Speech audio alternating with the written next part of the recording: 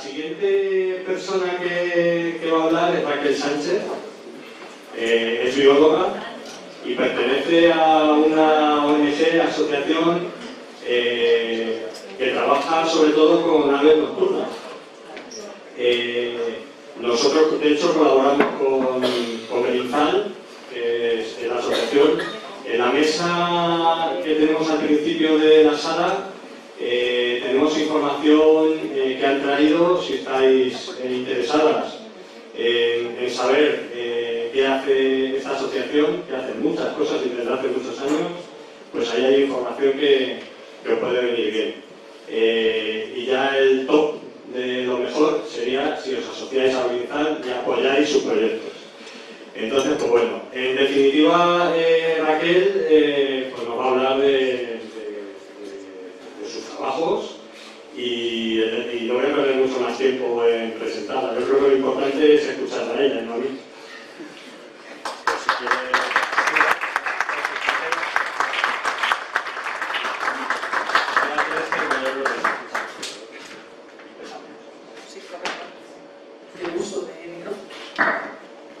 Bueno, pues muchísimas gracias, Eduardo, muchísimas gracias a Natri por querer tenernos hoy aquí, por contar con nosotras. Y bueno, yo trabajo, como ha dicho Eduardo, en Berinzal, que es una organización medioambiental. Lo que os voy a contar hoy no es que sea un proyecto que estemos desarrollando ahora, sino que es el compendio un poco pues, de proyectos que se iban desarrollando en la organización desde hace muchísimos años, ¿vale? Trabajamos, como bien han dicho, con aves nocturnas, no solo con aves nocturnas, porque también pues estamos especializados en trabajar con chotacabras, entonces serían aves nocturnas, ¿vale? Pero hoy os vengo a hablar especialmente de esos trabajos de conservación de las aves nocturnas. Como ya os digo, Berinzal, para los que no nos conozcáis, pues es una organización que lleva desde el año 86, o sea que imaginaos la cantidad de años que llevan trabajando los compañeros y compañeras luchando por que estas especies no desaparezcan. Tenemos un centro de recuperación que seguramente sea lo que más conocéis, en la Casa de Campo, aquí relativamente cerquita, en Madrid, en el centro de Madrid. Es un centro de recuperación especializado en, como os decía, en aves nocturnas y en chotacabras, pero además, aparte de esa labor propia del centro de recuperación, que es como siempre es un hospital para fauna especializado en estas aves, pues vamos trabajando en el estudio y conservación de la fauna y la biodiversidad desde hace ya tantos años como os he dicho. También trabajamos en educación, en investigación, ¿vale? y en formación. Hoy os voy a hablar de las rapaces nocturnas, como dice el título, ligadas a medios agrarios. Creo que todos sabemos un poco la problemática, o conocemos un poco cuál es la problemática que tienen estas aves. Nosotros trabajamos con varias especies, pero bueno, ahora os voy también a contar un poco que es un problema generalizado, ¿vale? La intensificación agrícola ya está más que demostrado, pues es la causante de la pérdida de biodiversidad, bueno, es uno de los mayores problemas de pérdida de biodiversidad que tenemos en la Unión Europea. Con intensificación agrícola me refiero a pues, esa manera de hacer agricultura que arrastramos desde los años 70, más o menos, en el que bueno, pues, surgieron unos cambios que mecanizaron y facilitaron el trabajo realmente a los agricultores y agricultoras, pero hicieron que, bueno, pues lo que estáis viendo un poquito en las imágenes, ¿no? Que nuestros campos agrícolas sean de una manera diferente. Estamos hablando pues, de homogeneización, o sea, grandes extensiones de monocultivo, la desaparición casi por completo de las zonas de vegetación natural que rodeaban a nuestros campos agrícolas. Bueno, y otra serie de medidas, es decir, pues de usos, ¿no? que atentan directamente, perdonadme la palabra, pues contra la biodiversidad, que es el uso masivo de agroquímicos, de fertilizantes. Creo que todos sabemos de lo que estamos hablando. tenemos, ¿no? Esas especies que todos sabemos que están amenazadísimas, que hace muchísimos años que no vemos en el campo. Estas, preciosidades, iba a decir, que son las aves esteparias, que desgraciadamente las tenemos a todas en el catálogo rojo incluidas, porque, verlas a algunas especies es tener una suerte increíble, ¿no? Y asociamos eso, la pérdida de biodiversidad en sistemas agrarios, a estas aves esteparias, como el sisón, la butarda, todas las gangas, que quien haya visto una ganga o quien tenga la suerte de verla, pues se puede hacer una fiesta casi.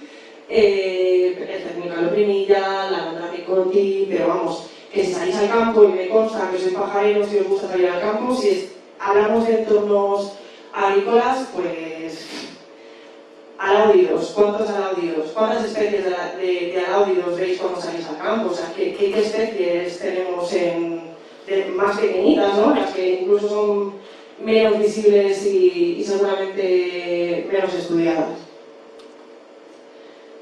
En la estrategia de conservación de aves amenazadas ligadas a agroesteparios que sacó el Ministerio en el año 2022 y en la cual pues, hemos tenido la suerte de participar, pues también están incluidas estas otras especies que, como veis, pues son las que a nosotros no es que nos interesen más, pero con las que trabajamos habitualmente y que sufren pues, los mismos problemas que las esteparias, ¿no? más conocidas. Son el mochuelo, la lechuza y la lechuza campestre. ¿Cuáles son las principales amenazas? Pues un poco con lo que os he contado, de esa homogenización del campo, esa eliminación de la vegetación natural y ese uso masivo de agroquímicos y herbicidas. Lo que estamos es perdiendo pues, los enclaves, ¿no? El hábitat natural en el que se desarrollan, en la mayor parte de los casos, toda la alimentación de la que dependen estas especies que están tan amenazadas. O sea, estamos perdiendo hábitat natural para ellas, pero también de forma directa estamos atentando directamente contra su comida, para que todos lo entendamos, ¿vale?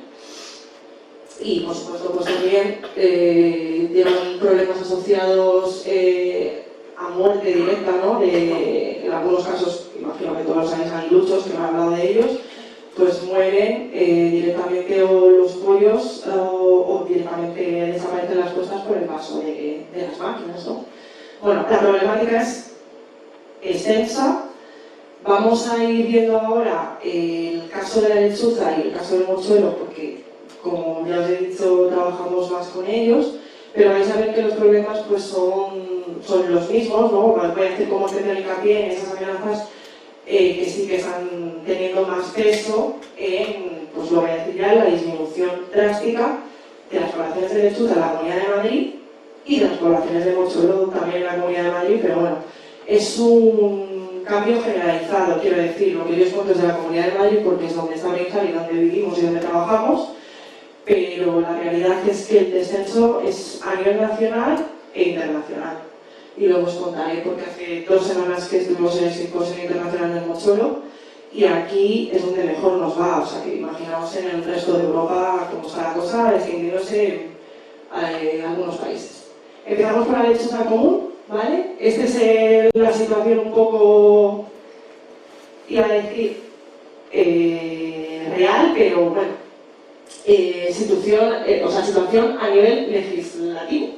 Está incluida la lista roja de la UICN, están enlistados especies silvestres en régimen de protección especial del catálogo nacional y en la Comunidad de Madrid la tenemos como interés especial, pero bueno, creo que todos sabéis que el catálogo regional no se actualiza desde el año 92, por lo que imaginaos dónde se ha quedado el estatus de la lechuza, ¿no? Pues hace 30 años. Para entender un poco qué está pasando con la lechuza, me gustaría dar unas pinceladitas así un poco de la ecología de la especie sin ponerme muy pesada, pero para que todos lo entendáis, es lo que se llama la estrategia de la R, que es una estrategia evolutiva, que para que todos lo entendáis, lo que hacen las especies que tienen esta estrategia es tener mucha descendencia, vamos a decirlo así, o sea, lo que necesitan es tener mucha descendencia que permita que haga un recambio poblacional de la especie, ¿vale? Se caracterizan también por pocos cuidados parentales de la descendencia, mucha producción, poca descendencia, mucha producción y pocos cuidados parentales, ¿vale? de esa descendencia. Y esto pues tiene sentido, ¿no? Tiene que tener esa estrategia vital y si, pues, bueno, conocéis un poco de las lechuzas, pues son animales que te pueden hacer varias cosas al año, ¿vale? Una producción muy alta de pollos, pero porque tienen que tener efectivos suficientes, ya que el 70% de esos pollos que se producen no pasan al siguiente año, ¿vale? Hay una altísima mortalidad de los jóvenes, pero es que también hay una alta mortalidad de los individuos adultos. Entonces, esto solo se puede compensar con una altísima producción, ¿vale? Si veis en el gráfico de abajo, pues está un poco explicado, vamos, es que se ve gráficamente qué animales se reproducen el primer año de su vida, o sea, el porcentaje de los individuos que se reproducen lo hacen, quiero decir, su segundo año calendario, ¿vale? Serían individuos que hubiesen nacido en este caso, por ejemplo, el año pasado, pero conforme van pasando los años, se disminuye drásticamente, o sea, se reproducen, si tienen suerte, el primer año, y luego, pues, poquito. Vale, ¿cómo afecta la agricultura a la lechuza? Pues ya os he dado un poco las claves, ¿no?, de esas amenazas. Hay una drástica y poco pérdida de calidad del hábitat, porque la realidad es que si entendemos en los ambientes agrarios como el hábitat de las lechuzas, en realidad no ha habido una pérdida de hábitat, porque la superficie dedicada a la agricultura en la Comunidad de Madrid no ha variado en los últimos 20 años, si no recuerdo mal. Lo que ha disminuido es la calidad de ese hábitat, ¿vale? Por todas las cosas que os he comentado. Esto se traduce, por supuesto, en una disminución de los recursos tróficos, ¿no? La desaparición de esa biodiversidad asociada a los campos agrarios, pues al final se traduce en menos presas disponibles para las lechuzas, que afectan muchísimo a esta estrategia vital que tiene esta especie, haciendo que no haya el recambio suficiente para que al año siguiente sigamos teniendo lechuzas, o sea, tengamos lechuzas realmente que se puedan reproducir, ¿vale? Por supuesto, las causas antrópicas, el tráfico es la mayor causa de mortalidad de los individuos adultos, y bueno, también la desaparición en muchos casos de las estructuras de nidificación, porque bueno, esto es más cultural, pues ha habido un cambio como el uso, ¿no?, que hacemos de los espacios agrarios, y ya no existen esas casas de aperos, las casas que estaban abandonadas y que las lechuzas encontraban huecos para nidificar, pues poco a poco van desapareciendo, se van construyendo nuevas o directamente pues quedan inservibles incluso para ellas, ¿no? Pues con este panorama, que nosotros ya nos veníamos oyendo desde hace unos añitos, ¿no? En 2018 comenzó el proyecto ALBA, ¿vale? Digo que nos veníamos oyendo porque, para que os hagáis una idea, o sea, evidentemente Arizal llama a la gente, colabora con nosotros, nos cuenta si tenía una lechuza pero ya este año no la tiene, si tenía una cita o había visto alguna lechuza volar por no sé dónde también, o sea, recibimos mucha información de citas que poco a poco han sido menos, y por una cosa pues muy sencilla, es que no entran lechuzas en el centro de recuperación.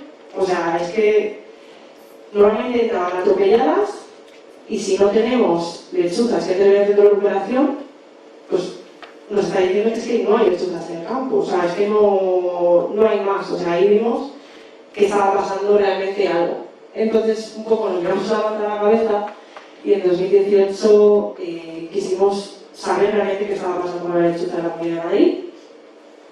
Se hizo un censo en el que participaron muchísimos voluntarios y voluntarias. Como sabéis, nosotros no podemos hacer nada si no fuese con ayuda, somos una organización muy pequeña.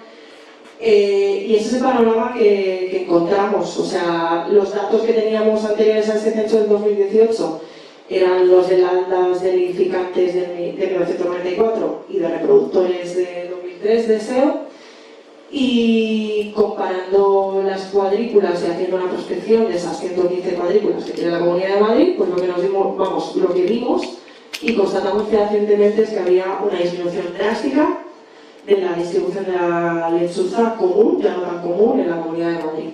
Y se encontraron, pues, se estimó que las parejas reproductoras pues estaban entre 25 y 37, para que os hagáis una idea. O sea, esto es un poco el análisis que se hizo de la distribución de esos cambios. Con reproducción segura solo se encontraron 5 cuadrículas, con reproducción probable 12 y con reproducción posible 8, esas 25 cuadrículas en las que se encontró la lechuza. Sí que también se observó que había habido un cambio un poco en la distribución, ¿no?, histórica, por así decirlo, lo que eran las zonas más importantes lechuceras de la Comunidad de Madrid, pues estaban prácticamente desaparecidas, que son las zonas del noreste, toda la zona de la Cepa, del Jarama, Valdetorres, Talamanca y toda la zona del sureste, ¿no?, que siempre había sido un refugio excelente de lechuzas, pues desaparecidas. O sea, el panorama bastante desalentador. Quisimos investigar un poquito más y, bueno, utilizando esos puntos en los que se encontró reproducción de lechuza y constatamos la presencia de lechuzas, hicimos un estudio de macrohábitat, vamos a decir así, pues cuáles eran los usos del suelo que había en los lugares en los que tenemos lechuza. Pues se estableció un buffer de 3 kilómetros, que es el área que se sabe que tienen las lechuzas como área de campeo, ¿vale? Y en ese área estudiamos cuáles eran los usos del suelo y al final, pues vaya, no es una sorpresa, ya lo sabíamos, pero es importante constatarlo a la hora de decir, tenemos que tomar medidas, ¿no?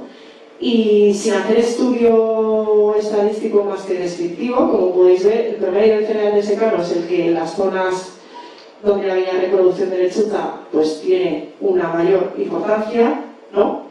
No hay que ser muy listos para saber que la lechuza depende de estos medios y que nos va la vida en la gestión del hábitat, ¿vale? Y que evitaban por lo general las superficies forestales, pero esto puede tener sentido porque pues en las superficies forestales no es el hábitat de la lechuza, no es lo normal y puede tener depredadores. Algunos de sus depredadores más importantes se encuentran en estas áreas, ¿vale? ¿Qué hicimos después? Dijimos, vale, pues el hábitat ya sabemos cuál es y creemos que tenemos alguna idea de qué podemos hacer o qué es lo que está pasando en el hábitat. Bueno, pero vamos a ver qué disponibilidad tiene de comida, ¿no? Vamos a ver si aparte del hábitat, pues qué más factores están afectando a que la lechuza nos esté desapareciendo. Y bueno, hicimos pues un estudio de la disponibilidad de alimento con un trampeo sistemático de micromamíferos, que son las presas fundamentales de las lechuzas. No sé si conocéis el programa CENICE.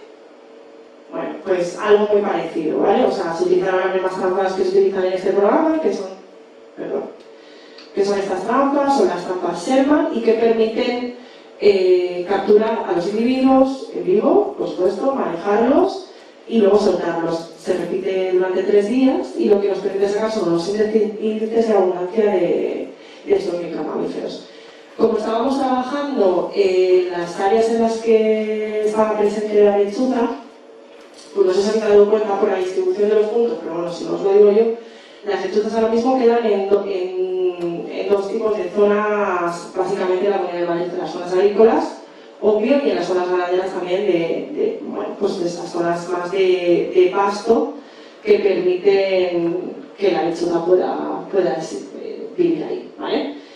¿Qué vimos? Pues que en las zonas ganaderas la disponibilidad de alimentos es mayor, ¿vale? Tenemos el doble, ¿no?, del índice de abundancia de micromamíferos en las zonas ganaderas. Y bueno, las lechuzas se utilizan en estas zonas, pero en menor medida que las zonas agrícolas. Para que veáis un poco cómo está, o sea, la distribución del alimento de la lechuza en la Comunidad de Madrid. Y luego hicimos un estudio de esas agrópilas también para que nos dieran información sobre realmente las presas que están consumiendo, porque Las trampas Sherman, con las que se hace el índice de abundancia de micromamíferos, tienen una peculiaridad, bueno, o existe una peculiaridad con ellas, y es que no son buenas para la captura de topillos. Y imagino que sabéis que los topillos son una de las mayores presas de las lechuzas, y por supuesto con el estudio de gabrófilas lo evidenciamos. La biomasa de topillos en las gabrófilas que diseccionamos y analizamos en seco, pues nos dio perdón, que me lío con los botones, que un 39% eran topillos, ¿vale? Que no estaban saliendo en esas trampas Sherman al estudiar los micromamíferos. Vale, tenemos como ideas de qué puede estar ocurriendo, de qué se están alimentando las lechuzas, cuáles son los índices de abundancia de micromamíferos donde viven, pero no nos quisimos quedar ahí, ¿vale? Y en 2019 empezó la siguiente fase del proyecto ALBA, que quería hacer como un estudio, un análisis un poquito más profundo realmente de cuáles eran los factores limitantes. Realmente era estudiar lo que habíamos visto en 2018, pero en más profundidad. Proyecto ALBA fase 3 empezó en 2020, que se me van las fechas. Y al final, bueno, volvimos a constatar, y de una manera a nivel estadístico más consistente, que el hábitat que eligen las lechuzas en la Comunidad de Madrid es el agrícola, que cuantas más hectáreas de áreas cultivadas, más probabilidad de presencia de lechuzas tenemos, que eso es lo que estáis viendo en esta gráfica, ¿vale? O sea, a partir de las 2 hectáreas de cultivo, la probabilidad de presencia de la lechuza crece exponencialmente. Es decir, volvemos a poner de manifiesto la importancia de estas áreas agrícolas. Y luego vimos más cosas. La importancia de esa vegetación natural de la que os hablaba al origen, ¿no? Esa que está desapareciendo por causa de la intensificación agrícola, pues tiene el mismo efecto. O sea, una correlación positiva entre la probabilidad de presencia de lechuzas con los metros, aquí veis, de lindes. Y también de una manera exponencial, brutal. Por otro lado, con los índices de micromamíferos que os conté que habíamos hallado en el anterior proyecto, volvimos a hacer estos mismos muestreos y lo volvimos a relacionar esta variable ambiental con la probabilidad de presencia de lechuza. Y bueno, pues tenemos que tanto el índice de micromamíferos, ¿vale?, aumenta la probabilidad de presencia de la lechuza, como el número de especies diferentes de micromamíferos. O sea, que es importante tanto la cantidad como la calidad. Es decir, que tengamos paisajes biodiversos. O sea, ya voy soltando cositas para que veáis, lo que le favorecería a la lechuza y lo que le favorecería al resto de aves estepanas. Y por otro lado, pues comprobamos, por ejemplo, esto que os comentaba, el tráfico, la problemática que tienen las lechuzas con los atropellos, que obviamente pues disminuye la presencia de lechuzas si tenemos carreteras cercanas, cuanto más superficie de carreteras tengamos cercanas. Y otra cosa que era evidente, pero que está muy bien comprobar, es la presencia de aves rapaces, que son los principales predadores de las lechuzas, ¿vale? Esto es el número de rapaces diferentes, el número de especies de rapaces diferentes. Y si tenemos una especie de depredador, todavía podemos tener alguna lechuza, pero con dos la presencia de lechuzas queda a cero. Y con aves rapaces me estoy refiriendo al búho real, obviamente es la ave rapaz que preda más sobre lechuzas, los azores y bueno, algún mamífero hay, como las gardoñas, pero en este caso los que tienen mayor importancia predando sobre lechuzas son las rapaces. Y parece paradójico porque nosotros también nos dedicamos a conservar búhos reales, trabajamos con todas las especies de rapaces nocturnas, pero hay que decirlo así, no hay problema. También en este proyecto ALBA fase 3 se hizo un estudio bastante interesante sobre los parámetros fisiológicos relacionados con variables ambientales, ¿no? Con esta con esta superficie de áreas agrícolas, con la superficie del INDES, ¿vale? Para ver un poco qué está pasando con nuestras lechuzas. O sea, ya sabemos cómo es el hábitat, lo que le favorece, lo que no. Pues vamos a ver cómo están respondiendo nuestras lechuzas madrileñas a estos cambios, ¿no? Y es muy interesante porque al final el estudio se pudo hacer mayoritariamente con las muestras que se recogieron de pollos, y lo que hemos visto es que a mayor cantidad de hectáreas de cultivo, otra vez, ¿vale? A ver si lo encuentro, el cultivo está ahí. A mayor cantidad de hectáreas de cultivo y de vegetación natural en un territorio, la condición física de estos pollos era mejor, ¿vale? Y el estrés crónico, que lo tenéis aquí, en esta parte del estudio de la corticosterona, que está relacionada esta hormona con el estrés crónico que tienen los animales, pues también disminuye con esas hectáreas de cultivo. O sea, para que me entendáis, las hectáreas de cultivo hacen que los niveles de estrés crónico de las lechuzas bajen, y la vegetación natural hace que tanto el peso, la condición física de nuestros pollos aumente, como este parámetro de aquí, que es la hemaglutinación, que está relacionado con el sistema inmune. A más vegetación natural, tanto el sistema inmune como la condición física de los pollos se ve favorecido, y más hectáreas de cultivo favorecen que ese estrés crónico disminuya. Y con todo esto, ¿qué hacemos? Bueno, pues lo que os contaba, son muchos años haciendo trabajo de conservación y actuaciones in situ, y bueno, lo he dividido un poco para que quede claro, para que me entendáis como en tres un poco bloques de trabajo, pero como habéis podido ver, creo que queda y es evidente que el mayor trabajo que tenemos que hacer es en la gestión del hábitat, porque es donde están los mayores problemas. Por eso, como os decía antes, pues hemos tenido la suerte de poder participar en el grupo de trabajo que ha desarrollado la estrategia de conservación para las esteparias en el MITECO. Hemos asesorado desde el inicio de estos proyectos en 2018, cuando vimos la situación de la lechuza, pues hemos estado colaborando con la Comunidad de Madrid en medidas en el desarrollo de medidas agroesteparias. Bueno, pues contándoles un poco la situación que tiene la lechuza, cuáles son las medidas que podrían mejorar su situación, y es que no hay más. O sea, tenemos que trabajar también de codo a codo con agricultores y con agricultoras, porque la importancia de gestionar bien el hábitat y que tengamos un hábitat idóneo para la lechuza es, necesaria, no, es que nos estamos quedando sin ellas. También participamos en plataformas, como veis, de trabajo por otra PAC, porque bueno, esto es un melón bastante interesante, y al final es que realmente ya se sabe que todos, o sea, los objetivos que persigue la PAC están directamente en contra de los objetivos que persiguen las políticas de conservación. Entonces hay que intentar hacer presión, hay que intentar estar en los grupos de trabajo, hay que concienciar a la gente de que tenemos que cambiar este modelo de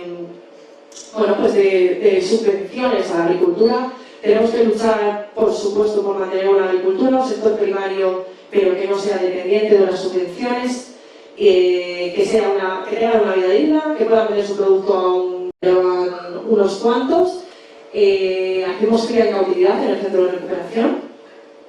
Esta cría en cautividad, los pollos normalmente son liberados en forma de hacking, y bueno, ahí tenéis unas pequeñas cifras de lo que lleva siendo la cría en cautividad en Brinzal desde hace ya unos añitos, 987 lechuzas criadas, 712 liberadas, que intentan paliar ese refuerzo poblacional que no llega de forma natural, pero que ya os habéis dado cuenta de que es absolutamente insuficiente. Y no quiero ser negativo ni pesimista, pero porque hay que continuar con todos estos trabajos, pero es que es la realidad, ¿vale? También entendimos lo que os acabo de decir, y es que hay que trabajar con agricultores y con agricultoras. Entonces, también durante todos estos años pues hemos desarrollado un proyecto de divulgación que se llama Agrosostenible, que básicamente fue un proyecto para asesorar a todos aquellos trabajadores y trabajadoras del campo que querían acercarse a nosotros, que por diferentes motivaciones quieren hacer las cosas de otra manera, y es un poco, pues, realmente contarles lo que pasa y explicarles cuáles pueden ser las herramientas, ¿no?, que permitan que esta especie siga en nuestros campos. Y jolín, teniendo en cuenta que la lechuza, pues, me contaba antes Raúl, uno de los primeros proyectos de Benzala ya por los 90 fue lechuza campesina, ¿cómo era? El mejor rodenticida. Lechuza campesina, no lechuza común, mejor rodenticida. Los agricultores y las agricultoras tienen que aliarse a cómo se va a hacer la lechuza, es obvio. Los he dejado, por cierto, he dejado estos folletitos en la mesa. Este y otro que sacamos con el proyecto Mocholo en Caballo, para que os los llevéis y los consultéis y lo que queráis, ¿vale? Durante todo el proyecto ALBA hicimos un esfuerzo muy grande en la colocación de lugares de nidificación, aparte de los hacking, ¿vale? Estos son cosas diferentes. En la Comunidad de Madrid se establecieron estos lugares de nidificación para el desarrollo del proyecto. Bueno, los pollos que habéis visto con los que se hizo el estudio, pues criaban en estas cajas que se colocaron. A día de hoy seguimos con la colocación de algunas cajas, con la reparación de muchas de ellas y haciendo el seguimiento de las parejas silvestres, porque, spoiler, el último proyecto ALBA terminó en 2021. En 2023, me río por no llorar, estos fueron los datos, y en 2024, que fue un poquito mejor, tenemos constancia de 7 parejas reproductoras en toda la Comunidad de Madrid. Igual se nos puede estar escapando alguna, pero os aseguro que no son muchas más, ¿vale? Entonces hacemos seguimiento de las cajas puestas por nosotros que nos ocupan. Por supuesto estamos atentos a todas las citas, a toda la información que, si queréis o conocéis, os estaremos encantadas de recibir. Y seguimos con la cría en cautividad. No sé si me puede poner ese vídeo. Bueno, es un... si se puede reproducir. Este año además tenemos un proyecto muy chulo que se llama Alas para la Agricultura, en el que hemos conseguido poner en el centro de recuperación esas cámaras dentro de las cajas que tenemos de cría para lechuza, y estamos, vamos, encantados porque estamos pudiendo monitorizar de forma muy estrecha todo el proceso de cortejo, de puesta, de incubación, mejorando un poco, pues, todas las técnicas que teníamos hasta el momento de cría en cautividad. Lo que hacemos normalmente es retirarle los huevos para hacer incubación artificial, pero luego, como estáis viendo, devolvemos a los pollos a la caja nido. Los huevos que veis no son reales, ¿vale? No os asustéis, no es que mezclamos huevos con pollos, sino que en ocasiones ponemos huevos falsos para que ellas dejen de poner, como es el caso de esta hembra, que es súper prolífica. Y ahora vamos, ¿cómo voy de tiempo? ¿Bien? Más mal. ¿Bueno? Pero te podemos dar por lo menos 20 minutos, ¿no? Bueno, más que sobra, muy rápido. Venga, no hay prisa. El jefe dice que no hay prisa. Vale. Y aquí tenemos al partner in crime de la lechuza, el mocholo europeo.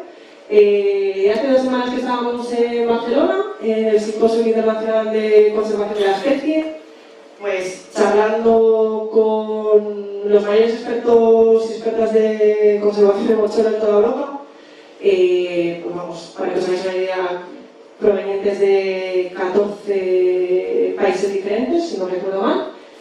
Y aquí tenemos lo mejor, ¿vale? Aquí tenemos las poblaciones mejor conservadas, tenemos el bastión, vamos a decir así, de lo que se considera el mocholo europeo, pues a nivel de toda Europa.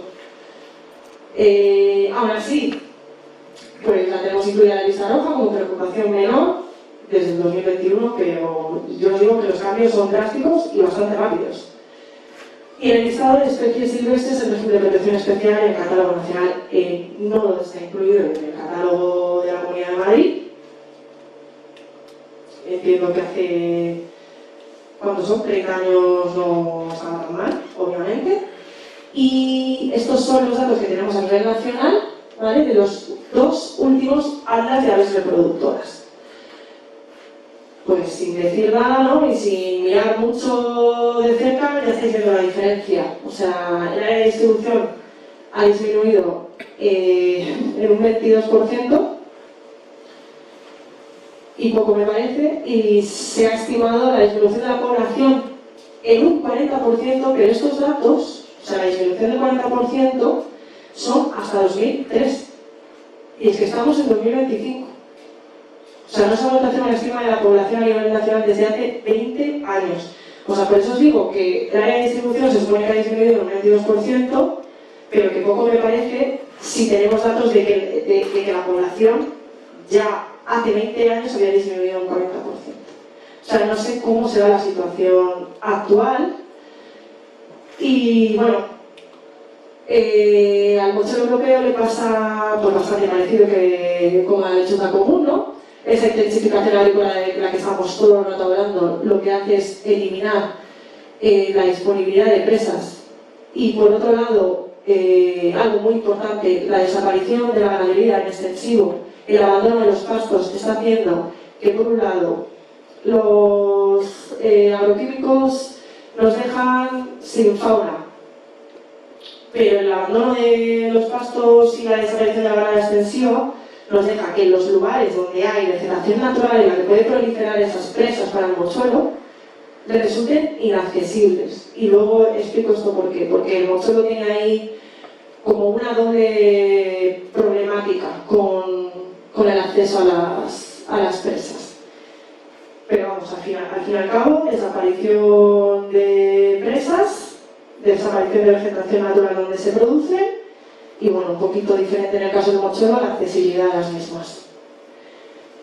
Ojalá os pueda contar dentro de unos años que hemos hecho un censo a nivel de la Comunidad de Madrid. Vamos, es por lo que creo que vamos a luchar en los próximos meses y próximos años. Hasta ahora nos tenemos que conformar con un censo que hicimos el año pasado en la zona de la Carria madrileña. Son 5 municipios, ¿vale? Trabajamos intensamente en esta zona porque, bueno, tenemos un proyecto de custodia del territorio por allí que se llama La Chanta, que igual algunos conocéis, y también os he dejado un folletito para que sepáis qué más cositas hacemos. Distribuimos 50 puntos aleatorios por esta zona y hicimos el censo en 3 visitas durante los meses de mayo y junio, ¿vale? Lo que queríamos, por un lado, era determinar la presencia o ausencia de mochuelos en estas zonas en las que se hiciera un censo, y por otro lado, la caracterización del hábitat, algo que habíamos hecho previamente con la lechuza para saber realmente pues, qué está pasando con nuestras poblaciones, porque, vamos, cumplen la teoría, pero es bueno trabajar con nuestras poblaciones y saber realmente qué es lo que les pasa a las de aquí. Y bueno, como veis, para mí fue una sorpresa, quiero decir, llevamos 3 años trabajando intensamente en la zona y no hemos escuchado nunca un mochuelo, bueno, uno, creo. Fue una sorpresa porque sí que aparecieron en la mitad de los puntos que muestreamos, pero claro, pues imaginaos, no con la densidad que debían tener. O sea, está muy lejos de estar bien la cosa, ¿vale? De 50 puntos aparecieron un total de 49 territorios repartidos en la mitad de los puntos que muestreamos, ¿vale? Lo que hicimos es relacionar esa presencia y ausencia de los mochuelos gracias a un modelo estadístico, ¿vale?, con características del hábitat, lo que habíamos hecho con la lechuza. En este caso, el buffer que escogimos fue un poquito más pequeño y caracterizamos el hábitat para el mochuelo a nivel de macrohábitat, como veis, lo mismo, esos usos del suelo, si son cultivos, si son lindes, si es vegetación natural. Y también apuntamos la presencia del número de bajanos y la heterogeneidad del hábitat, teniendo si había diversidad, ¿no?, de ambientes y de usos del suelo en estos buffers. Vale. El modelo nos dijo que habíamos detectado con esas 3 visitas el 78,7% de los territorios y que la ocupación del mochuelo en esta zona pues está en torno a un 0,5%. O sea que lo que os estaba diciendo, hay una ocupación media, vamos a decirlo así. ¿Y qué encontramos? Pues otra vez, que los mochuelos seleccionan los espacios cultivados, en este caso, como veis, la probabilidad de presencia de mochuelos se vuelve a relacionar igual que con las lechuzas, con las hectáreas de cultivo, ¿vale? Este territorio es el hábitat, vamos a decirlo así, perfecto para el mochuelo. ¿Veis una foto abajo? Esto es la Alcarria madrileña. O sea, es un paisaje en mosaico, heterogéneo, con vegetación natural, con cultivos tanto de secano, herbáceas de secano como olivares, que también favorecen muchísimo la presencia del mochuelo. O sea, es territorio mocholero que debería tener una ocupación mayor. Y por otro lado, pues nos salieron cosas curiosas que luego hemos interpretado pero tienen mucho sentido y explican esto que os comentaba, por ejemplo, de la disponibilidad de presas para los mochuelos. No hicimos en este caso un estudio de la disponibilidad de presas, pero lo que sí que nos hemos dado cuenta es que, fijaos, la vegetación silvestre, que a priori debería estar relacionada positivamente con la presencia de mochuelos, ¿vale? No lo está.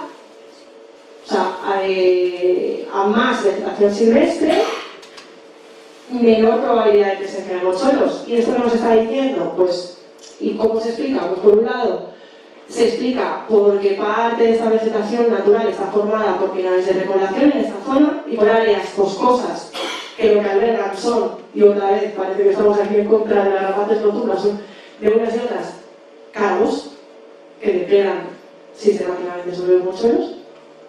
Y por otro lado, que esta vegetación silvestre, lo que os estaba diciendo, está matorralizada.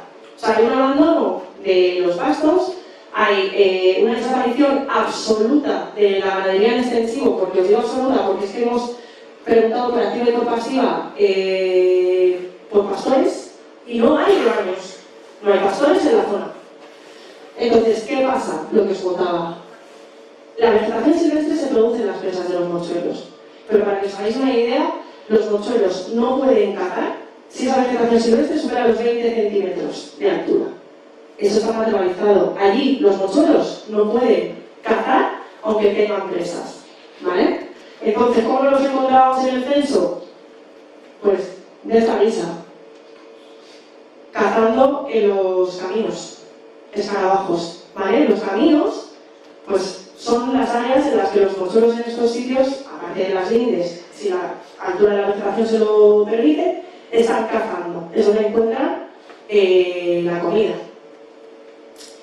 Y por otro lado también nos hay una cosa curiosa relacionada también con estos caminos, y es que para nosotros, pues a priori los caminos no resultan positivos para la presencia de mochuelo, ¿no? Si están cazando los caminos, cuantos más caminos haya, más presencia de mochuelos debería haber. Igual que la proximidad a núcleos urbanos, que también lo caracterizamos como superficies humanizadas.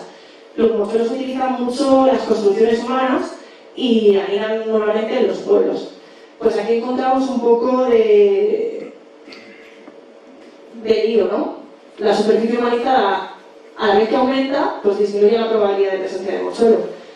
Tenemos que aprender de los errores.